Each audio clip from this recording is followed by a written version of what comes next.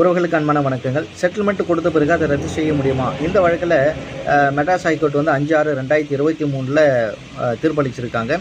இந்த வழக்கில் வந்து பிரதிவாதி தந்தை, வாதி வந்து மகள். இப்போ இந்த பிரதிவாதியான தந்தை தான் வந்து சென்னை உயர்நீதிமன்றத்தில் வழக்கு தாக்கல் பண்ணியிருக்காங்க. அதில் அவர் என்ன சொல்லியிருக்காங்கன்னா, நாங்கள் ஒரு செட்டில்மெண்ட்டை எழுதி கொடுத்தோம், அதை வந்து ரத்து செஞ்சு சார்பதிவாளர் அலுவலகத்தில் பதிவு செஞ்சுருக்கோம் அப்படின்னு சொல்கிறாங்க. இதற்கு நீதியரசர் என்ன சொல்கிறாருன்னா, ஒரு நிபந்தனையற்ற செட்டில்மெண்ட்டை எழுதி கொடுத்த பிறகு அதை ரத்து செய்வதற்கு அவர்களுக்கு உரிமை இல்லை.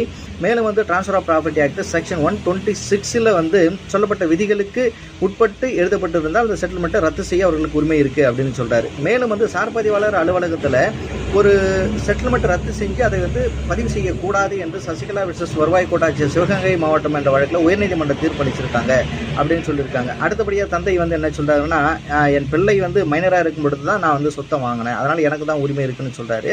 மைனர் பிள்ளை பெயரில் வாங்கப்பட்ட சொத்துக்கு எந்த காலத்திலும் தாயோ தந்தையோ உரிமை கோர முடியாது என்று